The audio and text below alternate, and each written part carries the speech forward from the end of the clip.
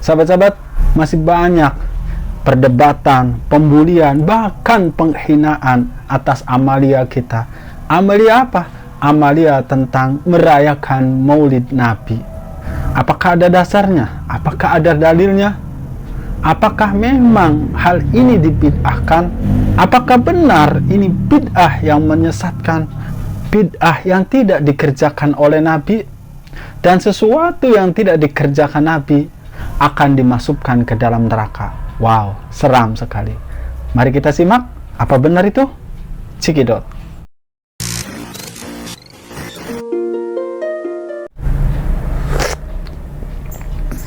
Assalamualaikum warahmatullahi wabarakatuh. Alhamdulillahirabbil alamin. Allahumma sholli ala sayyidina Muhammad wa ala ali sayyidina Muhammad. Sahabat-sahabat, jumpa lagi di channel Ruang Santri. Kali ini pembahasannya masalah maulud. Banyak dari kita yang masih memperdebatkan hukum dari mauludan itu. Bahkan bukan hanya memperdebatkan, menghina dengan mengatakan bahwa perbuatan merayakan ini adalah bid'ah dolalah, bid'ah yang menyesatkan, dan setiap bid'ah itu ada dalam neraka. Serem kan? Lalu adakah ajarannya? Nah, kita itu dulu, kita cari trennya dulu, atau definisinya dulu, pengertiannya dulu. Apa yang bid'ah itu? Pengertian maulud apa maulid? Kalau membid'ahkan maulid, yang artinya waktu Nabi dilahirkan. Sedangkan kalau orang membid'ahkan maulud, bayi yang dilahirkan. Nah, secara definisi saja, secara pengertiannya saja, kalau maulid dan dibid'ahkan, apa yang dibid'ahkan? Kalau kita membid'ahkan maulid, berarti membid'ahkan tempat kelahiran. Tempat kelahiran Nabi di mana? Di Mekah. Berarti bid'ah Mekahnya. Kalau membid'ahkan maulud, berarti bayi yang dilahirkan. Masa bayi Kanjeng Nabi itu bid'ah? Kan aneh.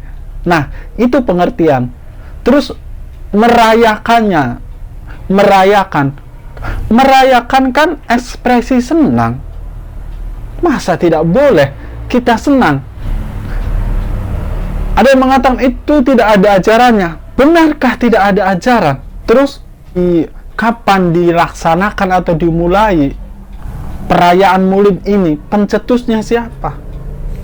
Jadi pencetus dari perayaan Maulid ini atau perayaan Maulid ini terjadi pada pertengahan atau terjadi pada abad ketiga Hijriah, yaitu ada di Irak seorang raja bernama Al-Muzaffar Abu Sa'id.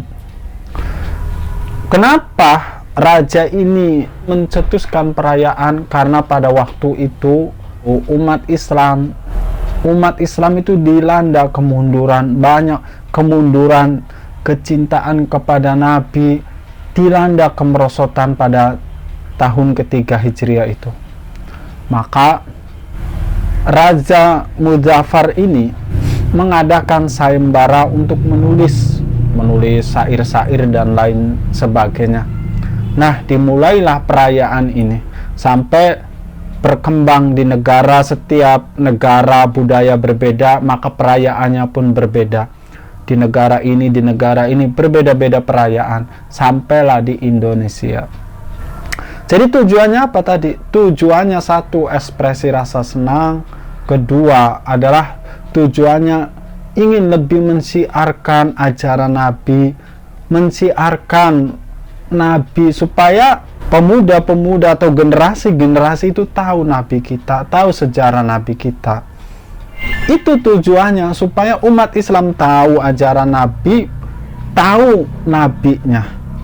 Ada kaidah usul fikih yang menerangkan malayatimul wajibu ila bihi fahuwa wajibun.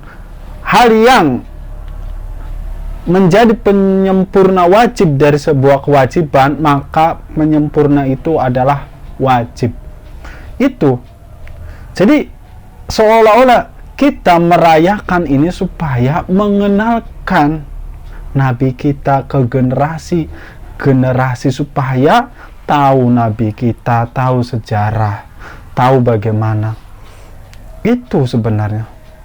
Terus ada sanggahan, ada ajarannya enggak? Apakah Nabi melaksanakan maulud itu? Waduh, ya itu tadi, mauludan itu pertama kali dicetuskan oleh Raja Muzaffar pada abad 3 Hijriah. Tapi secara hadis memang ada. Hadis riwayat Muslim menerangkan, Abi Qatadah bertanya kepada Kanjeng Rasul, kepada Nabi.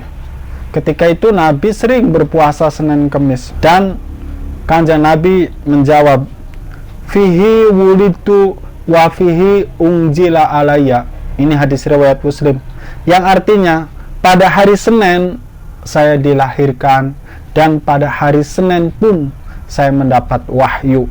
Itu dari hadis itu Abuya Sayyid Muhammad Alawi Al-Maliki menerangkan bahwa dari hadis tersebut bisa menjadi legalitas bahwa Kanjeng Nabi pun merayakan hari kelahirannya. Cuma kalau dulu Kanjeng Nabi itu dengan cara berpuasa untuk merayakan hari kelahirannya. Lah kalau kita sekarang untuk mengenang Kanjeng Nabi, perjalanannya, kisahnya itu dengan dibacakan sejarah Nabi seperti Maulid tiba, Maulid berjanji, itu kan sejarah-sejarah Nabi, diceritakan itu semua. Supaya apa? Ya tadi, supaya kita tahu sejarah Kanjeng Nabi dan lain sebagainya. Kembali ke hadis tadi. Hadis tadi menerangkan bahwa fihi wulidu, pada hari Senin ini aku dilahirkan, wa fihi unjila alayya, diturunkan wahyu. Ini nanti ada pembahasan yang lain. Nah itu ya, sekali lagi maulid itu ada dasarnya. Sekali lagi kita urai dari atas bahwa kalau kita membid'ahkan maulid, berarti kita seolah-olah membid'ahkan tempat kelahiran, yaitu Mekah. Kalau kita membid'ahkan maulud, itu bayi yang dilahirkan, seolah-olah kita bid'ahkan Kanjeng Nabi. Nah seperti itu. Nah, kalau sekarang prakteknya, seumpama ini prakteknya, memang saya juga agak sedikit miris praktek sekarang. Banyak teman-teman dari kita ketika merayakan maulid itu overdosis ya, seperti yang kita lihat, ugal-ugalan motor lah, motor di nggak pakai helm, tidak mematuhi lalu lintas dan sebagainya. Itu memang saya pribadi juga kurang senang. Tapi itu menjadi PR buat kita bersama. Itu menjadi yang harus diperbaiki oleh kita semua, kaum intelektual. Jangan semua diberantas. Seumpama analoginya, kalau ada buah apel atau buah jeruk yang berbuah sangat banyak, ada 1, 2, 3 jeruknya yang bosok, yang busuk, tidak bisa dimakan. Apakah kita menebang semua pohonnya? Ya tidak kan? Yang kita perlu lakukan adalah membuang buah yang busuk tadi. Itu. Jadi tidak disamaratakan bahwa maulud dan merayakan maulud itu jelek, tidak. Itu ya. Jadi merayakan maulud esensinya adalah satu, rasa kebahagiaan. Yang kedua, ada hadis maulud itu diceritakan dalam kitab Al-Bukhari ya. Ini ada hadisnya di dalam kitab Bukhari. Al-Abbas pernah bermimpi tentang Abu Lahab ketika Abu Lahab ini mati setelah beberapa tahun. Ada yang mengatakan 2 tahun. Setelah 2 tahun meninggal Abu Lahab, Al-Abbas, Sayyidina Abbas, paman Kanjeng Nabi itu memimpikan tentang Abu Lahab tersebut. Terjadilah dialog tanya jawab. Wahai Abu Lahab, Apakah yang kau dapatkan? Apa yang kau dapatkan setelah kau meninggal? Nah, di situ diterangkan bahwa katanya, sungguh aku diadab sangat pedih, kecuali katanya, adab itu diringankan setiap hari Senin, dan dari jempolnya setiap hari Senin itu keluar air susu. Itu karena apa? Karena ketika Kanjeng Nabi lahir, Abu Lahab itu merasa sangat senang, merasa sangat gembira keponakannya lahir dan laki-laki lagi. Sehingga dengan sangat senangnya, dengan sangat gembiranya, orang yang menghabarkan kepada Abu Lahab, kebetulan yang menghabarkan Abu Lahab bahwa keponakannya telah lahir itu adalah budaknya Suwaibah. Nah, si Suwaibah ini langsung dimerdekakan oleh Abu Lahab atas tanda senangnya bahwa keponakannya telah lahir. Dengan senangnya Abu Lahab, setiap hari Senin Abu Lahab diringankan siksanya, dan setiap hari Senin pula Abu Lahab dapat meminum susu dari jempolnya.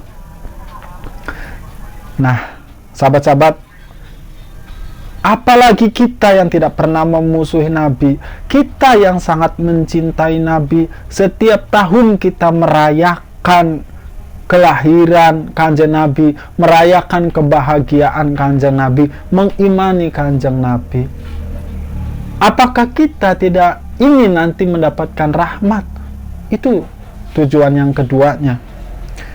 Karena apa? Kita merasa senang, kita merasa, dari bahasa Cirebonnya, berag Nabi lahir kun, maka keberagan kini akan menjadi penolong kita mungkin di akhirat. Kita mendapatkan syafaat dari Kanjeng Nabi dengan banyak membaca sholawat tadi. Itu yang kedua.